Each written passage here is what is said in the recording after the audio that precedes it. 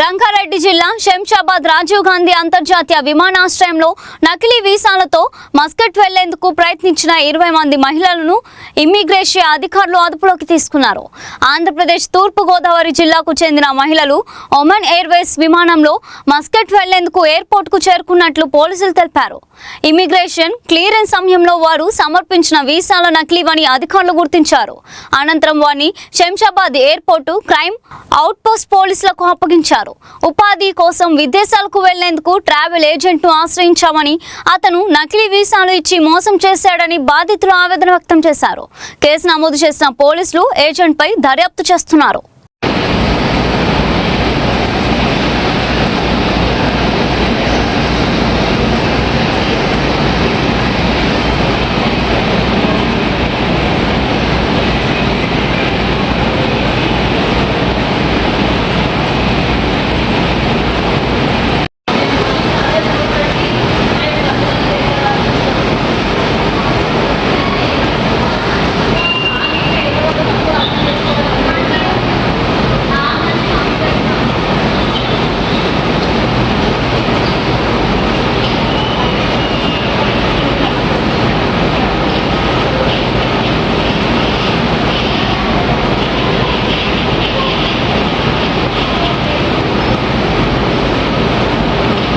నిన్న early hours ఒక 20 మంది ఫీమేల్ కువైట్ పోవడానికి వెళ్తున్నారు. వయా ఉమాన్ ఫ్లైట్ గురించి వెళ్తుంటే ఇమిగ్రేషన్ వాళ్ళ డాక్యుమెంట్స్ వెరిఫై చేసినప్పుడు వాళ్ళకి కొంచెం అనుమానం వచ్చింది.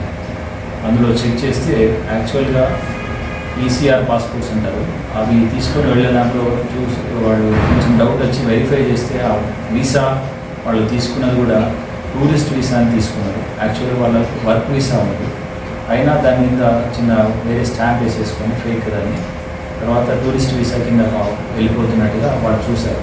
తర్వాత వాళ్ళు గూగుల్లో వాళ్ళు చెక్ చేసుకున్నారు, ఇది కరెక్ట్ లేదు ప్రాసెస్ అని ఉర్దూలో ఉంది కొన్ని, అంటే సరిగా లేవని వాళ్ళు గుర్తించి వాళ్ళని అడిగితే వాళ్ళు ఒప్పుకున్నారు. వాళ్ళు దాని మీద వెళ్తున్నామని చెప్పేసి అయితే అదే విషయాన్ని వాళ్ళు డీటెయిల్గా వాళ్ళ దగ్గర ఉన్న పాస్పోర్ట్స్, వీసా డాక్యుమెంట్ ఏదైతే ఒరిజినల్ చేసిన వీసా డాక్యుమెంట్ అవన్నీ కూడా అవుట్ పోస్ట్కి ఒక కంప్లైంట్ లాడ్ చేసి ఇచ్చారు. ఆ విషయంలో మేము కేసు రిజిస్టర్ చేసుకుని అందరినీ ఎగ్జామిన్ చేసి వాళ్ళ స్టేట్మెంట్స్ వాళ్ళ అన్ని కన్ఫెషన్స్ రాసుకున్నాము. వాళ్ళ ద్వారా మాకు దాదాపు 19 మంది పేర్లు వచ్చినాయి. వాళ్ళు అంటే సబ్ ఏజెంట్స్ ఉన్నట్టున్నారు, డైరెక్ట్ ఏజెంట్స్ అని కాకుండా వాళ్ళని చేసిన తర్వాత వాళ్ళని పట్టుకున్న తర్వాత మెయిన్ ఏజెంట్స్ కూడా తెలుస్తారు.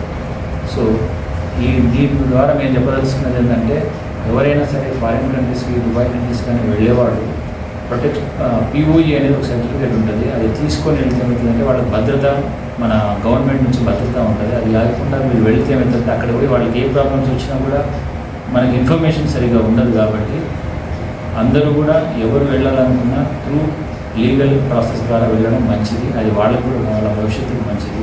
లేదంటే వాళ్ళు కూడా నేరస్తులు అవుతారు. కేవలం ఏజెన్సీ కాకుండా వీళ్ళు కూడా, ఎందుకంటే లీగల్గా వాళ్ళు ప్రొసీజర్ ఫాలో కానప్పుడు వాళ్ళు కూడా నేరస్తులు అవుతారు. కాబట్టి ఎవరు కూడా ప్రొసీజర్ ఫాలో కాకుండా వెళ్ళకూడదని తెలియజేస్తున్నారు.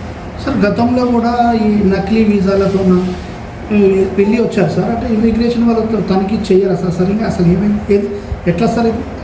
అంటే దాదాపు 2-3 పోయినప్పుడు మామూలు చెక్ చేసుకుంటే వాళ్ళకి అనుమానం అనేది వచ్చి బాగా థరోగా డౌట్ ఎక్కువ వచ్చినప్పుడు ఒక్కొక్కటి డాక్యుమెంట్ చేసి మామూలుగా చూస్తే వాళ్ళకి కూడా తెలియదు. జనరల్ టూరిస్ట్ వీసా ఇద్దరు పోతుంది అనుకోండి, 2-3